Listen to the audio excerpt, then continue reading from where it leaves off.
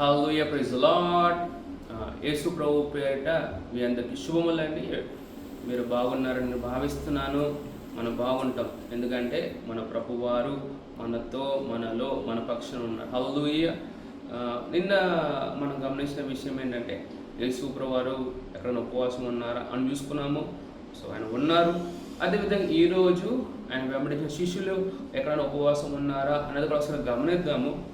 అపొస్తలుల కార్యములు 13వ అధ్యాయం 1-2 వచనాల నుంచి చదువుతానండి. అంతియోకులోనున్న సంఘములో బర్నబా, నెగేరపడిన సుమియోను, కురేనుడైన లూకియ, చతుర్థాధిపతి అయిన హేరోదుతో కూడా పెంచబడిన మనయేను, సౌలు అను ప్రవక్తలను, బోధకులను ఉండిరి. 2వ వచనం అండి. వారు ప్రభువును సేవించుచు ఉపవాసము చేయుచుండగా. హల్లెలూయా.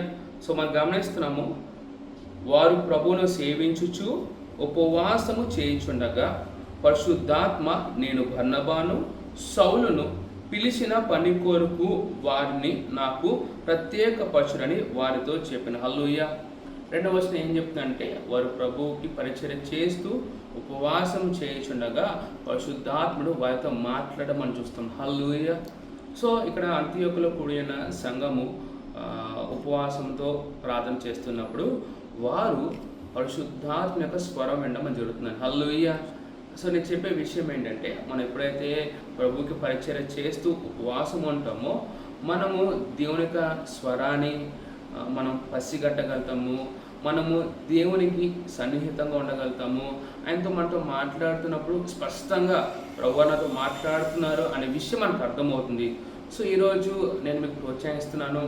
మీరు ఉపవాసం ఉండి ప్రార్థన చేస్తున్నప్పుడు, ప్రభుకి పరిచయం చేస్తున్నప్పుడు పరిశుద్ధాత్ముడు చాలా విషయాలు మీతో మాట్లాడుతూ ఉంటారు. సో ఈరోజు మీరు వాటిని అర్థం చేసుకోగలుగుతారు. హల్లెలూయా.